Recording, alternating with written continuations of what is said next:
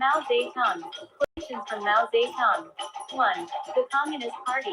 The force at the core leading our cause forward is the Chinese Communist Party. The theoretical basis guiding our thinking is Marxism-Leninism. Opening address at the first session of the First National People's Congress of the People's Republic of China, September 15, 1954. If there is to be revolution, there must be a revolutionary party. Without a revolutionary party, without a party built on the Marxist-Leninist revolutionary theory and in the Marxist-Leninist revolutionary style, it is impossible to lead the working class and the broad masses of the people in defeating imperialism and its running dogs. Revolutionary forces of the world unite, fight against imperialist aggression. November 1948, Selected Works, Volume ID, p. 284, asterisk. Without the efforts of the Chinese Communist Party, without the Chinese Communists as the mainstay of the Chinese people, China can never achieve independence and liberation, or industrialization and the modernization of her agriculture. On Coalition Government, April 24, 1945, Selected Works, Volume 3, p.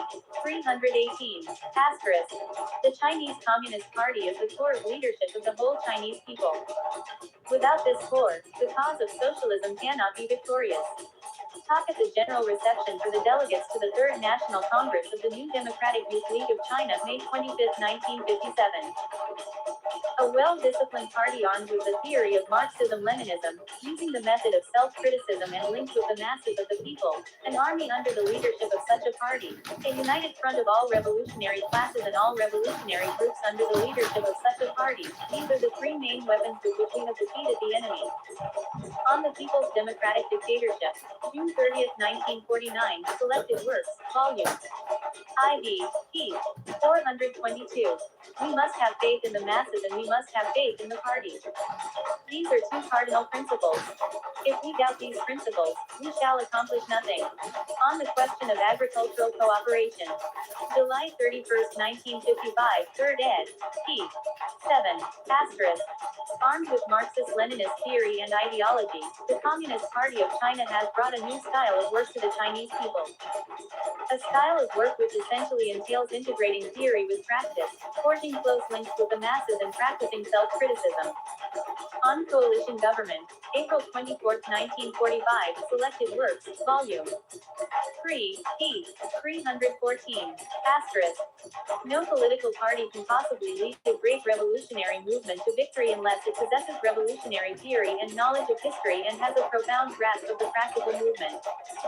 The role of the Chinese Communist Party in the National War, October 1938, Selected Works, Volume 2, p. 208. As we used to say, the rectification movement is a widespread movement of Marxist education. Rectification means the whole party studying Marxism through criticism and self-criticism. We can certainly learn more about Marxism in the course of the rectification movement. Speech at the Chinese Communist Party's National Conference on Propaganda Work, March 12, L 957, First Pocket ed. p. 14.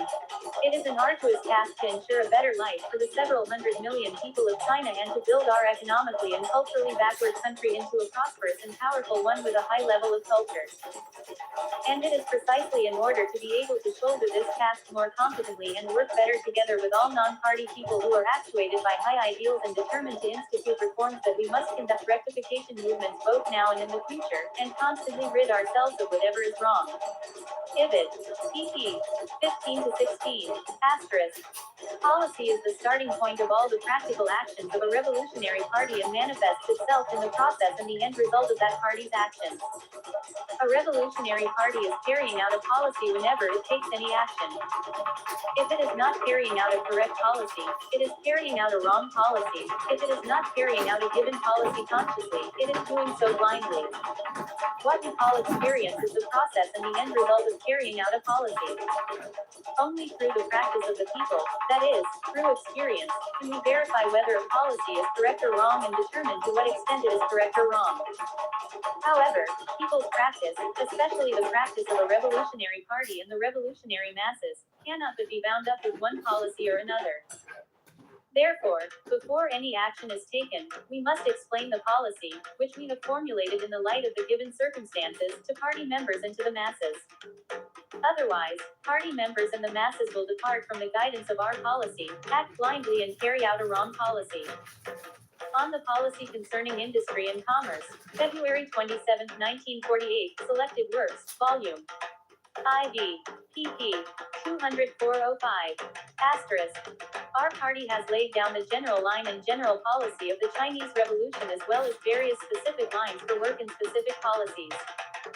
However, while many comrades remember our party's specific lines for work and specific policies, they often forget its general line and general policy. If we actually forget the party's general line and general policy, then we shall be blind, half-baked, muddle-headed revolutionaries, and when we carry out a specific line for work and a specific policy, we shall lose our bearings and vacillate now to the left and now to the right, and the work will suffer. Speech at a conference of cadres in the Shanxi Suyuan Liberated Area, April 1, 1948, selected works, volume IV, p. 238, asterisk. Policy and tactics are the life of the party. Leading comrades at all levels must give them full attention and must never on any account be negligent. A circular on the situation, March 20, 1948, selected works, volume IV, p. 220. Chapter 2, Classes and the Class Struggle. Table of Contents. Quotations from Mao Zedong.